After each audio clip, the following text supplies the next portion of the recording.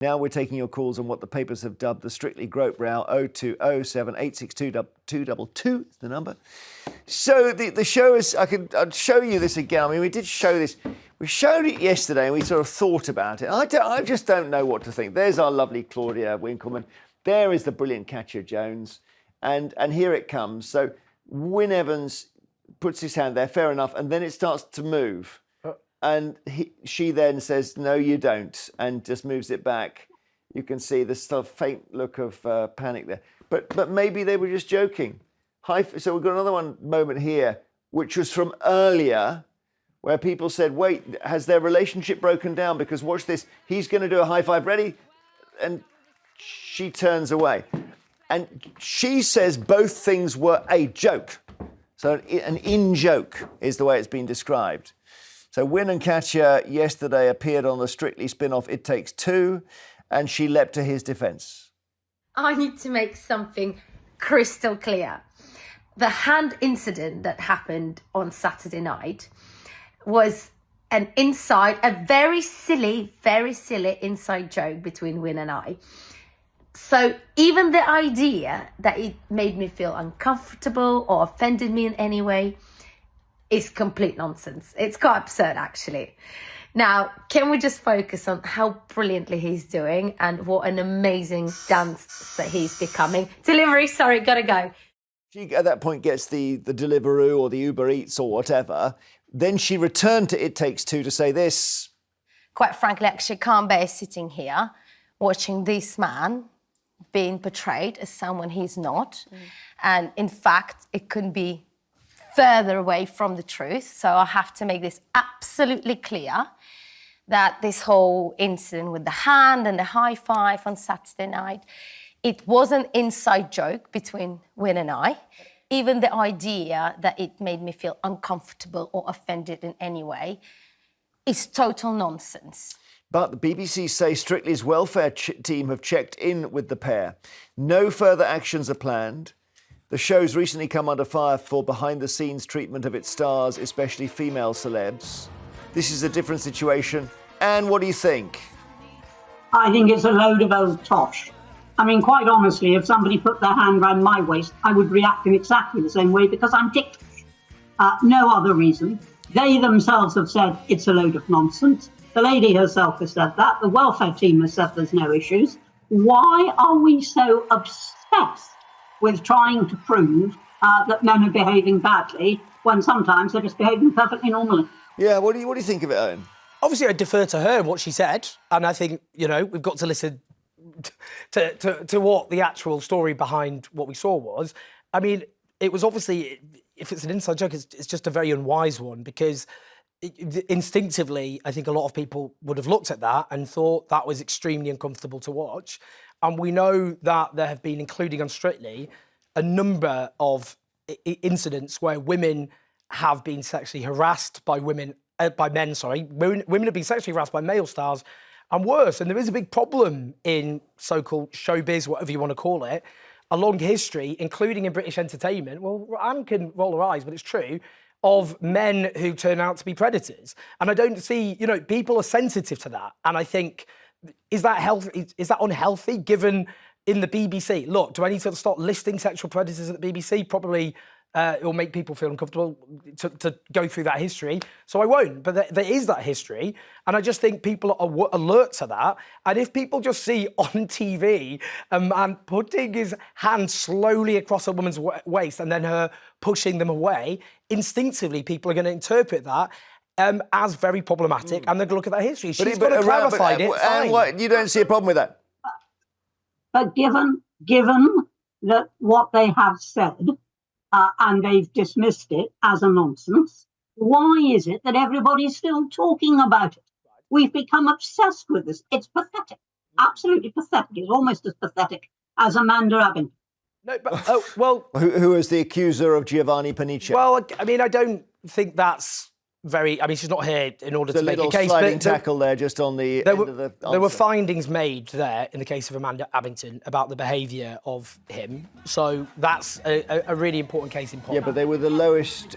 The findings that were made in her favour were on the most the least significant accusations, and that means that some of the bigger ones were not proven. Well, it proved that he'd behaved in problematic ways. I think we need to just be clear about that. But I just think, you know, I worry that we look at this story and think, well, this just shows that any claims of men behaving in predatory and problematic ways are a load of nonsense, when we know from the BBC and elsewhere that there have stars which have behaved in ways for decades and got away with it because people don't take them seriously because of the hierarchy, and then it all comes out. So we've got to find we it. need We've some got to serious red lines, basically. Clearly, there's got to be red lines. Okay. Is it really that weird for people to have seen that footage and thought something was untoward? Do you really think that? I looked at that and I thought, oh my word. What the Wynne Evans thing you're talking about? Yeah, exactly. Just now. If we just, I don't know if we can run the Amanda Abington dance again that we just saw with Giovanni. The weird thing about Strictly is when you watch this, so just, you know, in the end, she's being told, look, I'm gonna lift you, and your crotch will be in his face. I mean, that's essentially what happens here, right? So this is not how people normally behave in offices, right? So there are different rules here. Owen. It's all very well saying, you know, this sort of thing. This is getting a bit silly, isn't it? It's almost like, oh, you can't do any intimacy. Well, no one has done that upstairs in the office I work in. Well, it's not. I can testify, having done the show a lot, that's not the standard practice here at Jamie Vine. No. Behind the scenes. No. True. Yeah, obviously dancing is very intimate. So why are you applying an office standard to this? When Wynne puts his hand around her waist, you say, oi, oi. You ignore what we just seen there. Because there's a difference between having an intimate dance, which is clearly integral to that particular dance, and that a lot of dancing is very intimate, and someone just standing stationary while someone puts their hands randomly across their waist. I think, obviously, people are sensitive to that. Let me take a call. Sharon in Staffordshire, hi. Oh, good morning. What do you think of this, whether you're a Wynne fan or a Katya fan or what? No, I'm not really a fan of them, but I've got to say that I never very often agree with what Anne is saying, but I do today. Now, we've got a lot of bigger and better things to be worrying about than this petty, ridiculous garbage as far as I'm concerned. You know, I saw the interview with Katya and Wynne, and she's not bothered. She's justifying. She's not bothered about what happened. She's moved on. Why is everybody fixated on this? Why? Please, people need to get a life, to be honest. The show does have a lot of focus on it, doesn't it? And I suppose, yeah, I know what you mean. Yeah, but Jeremy, can I just say something, Jeremy? Yeah. Look at all the scandals that have gone on with Strictly, and it's still going on, and it will still go on. So, you know, we just need to move on and stop going on about this. All right, Sharon. Thing, to be honest. Thank you very much. Thanks for your calls. We may or may not continue with this. I think let's do a little bit more on this after the break. And I hope we keep Sharon with us. So the questionable hand placement, shall we stop discussing? Back to your calls on the so-called Strictly groping round. When I said, should we be talking about it, call us now, I was well aware, and Anne put her head in her hands, I was well aware of the sort of slight paradox of that. But yesterday, Wynne, who's best known from the Go Compare adverts, said he was heartbroken by the controversy, and you can listen to that now. Basically, Katya and I are really, really close, and we're really good friends. And on Saturday night, we made a stupid joke. It was a stupid joke that went wrong, okay? We thought it was funny. It wasn't funny. It was being totally misinterpreted. So Daniel in Amsterdam, do you buy it? I mean, I don't know what their intention was, but I think there's a more important lesson that we can all take out of this, just around, like, actually what are sort of the workplace cultures that we're creating, and, you know, what sort of ability people have to set their boundaries, and, you know, is there this culture of silence that happens in too many workplaces, too many places around our society? Oh, yeah, well, say more. You mean that men predating on women where no one is able to speak up about it? Yeah, precisely. You know, if we're looking at the ways, if we're looking at what might actually mean that someone puts up with behaviour that's making them very uncomfortable or is harassing them, we've got to look at, like, where there's cultures where you've got to keep quiet to keep your job, and also where there might be some of these power imbalances. You know, the BBC has announced they've, putting the ban on the word talent. And that's just like one of these informal things, you know, that puts someone in a position where maybe they just can't be held accountable.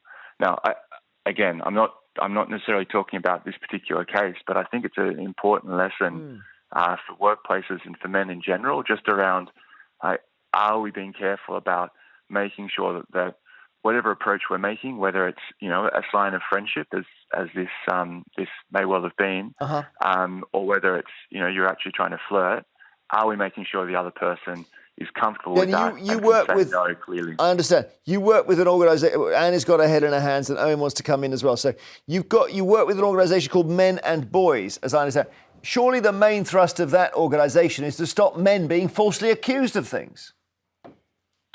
No, so absolutely no. I mean, that's not the point of the organisation at all. But what we're set up to do is to help men actually avoid these situations in the first place. Make sure we're preventing whether it's a miscommunication or whether it's in a different instance, it might be someone who's actually behaving in a way that's really harmful. I think let me let Anne get in, because I see Anne is doubting some of this. Anne.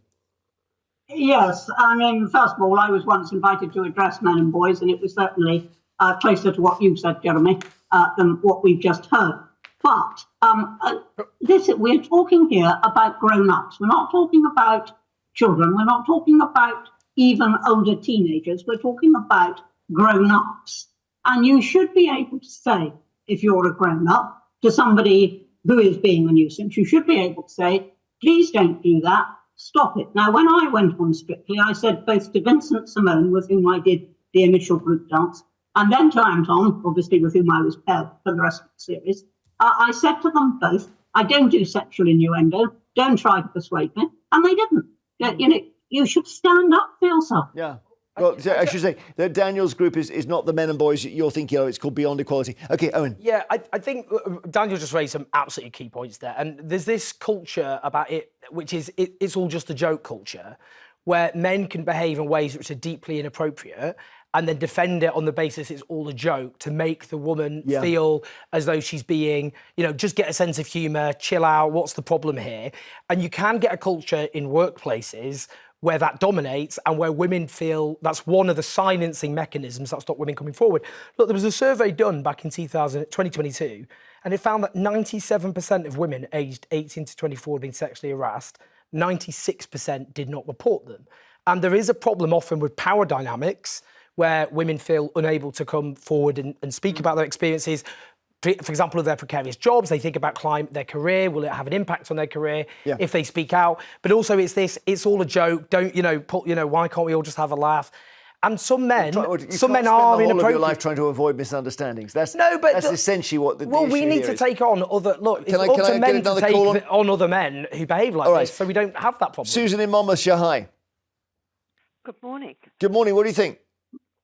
Well, I'm listening to all sides of the story, and I'm 80 years old. I remember those sorts of things happening in the workplace, and that actually I was a strong girl, and I was always able to push that aside.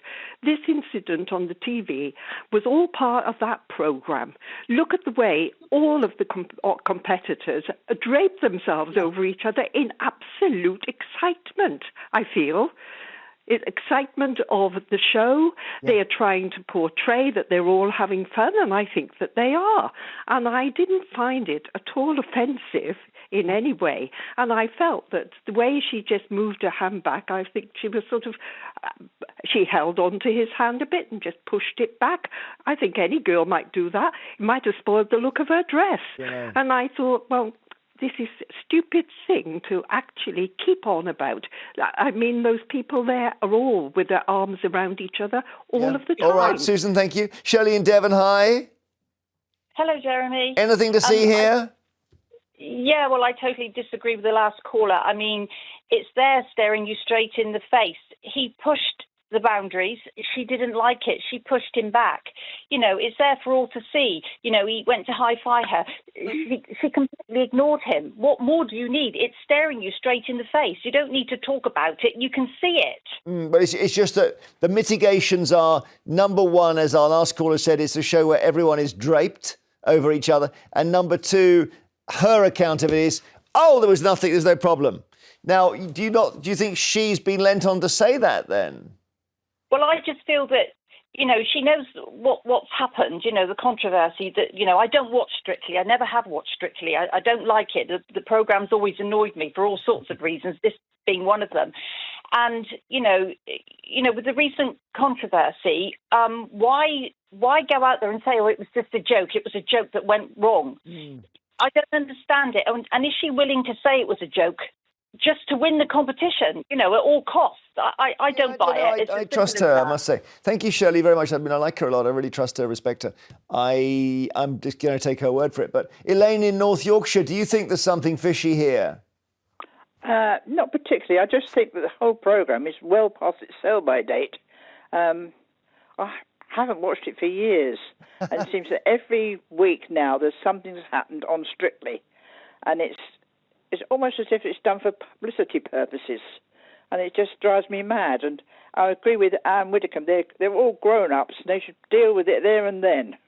Well, I think, I don't know about publicity, but certainly they're very wise to the idea that something's happened here which everyone's talking about. Let's get them on It Takes Two. Let's interview him. Let's clear the air. Let's, ensure that they can say their piece.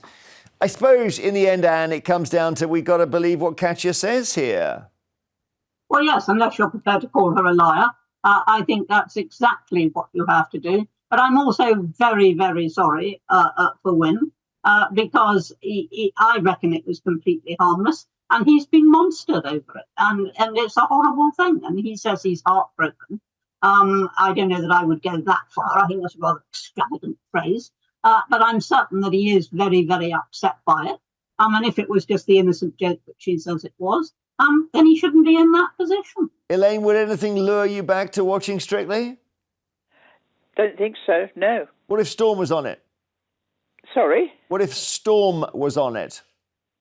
Well, I don't know. What if Jeremy was paired up with Anne, like the dream team, and Strictly Come Dancing? Well, I have no words. I think it's not been any good since Len Goodman left, really. It was a breath of fresh air when it started, but it's gone on too long. Yeah, and it seems he now was there that every week... recently. Yeah, he passed away now, of course, but dear old Len was there till about 2018, 2019. I know. He was a good friend of my daughter's, actually. Well, listen, thanks, Elaine, for reminding us of him, and we will now move on from the Strictly story. Later, it's the papers and everything else. We'll be joined.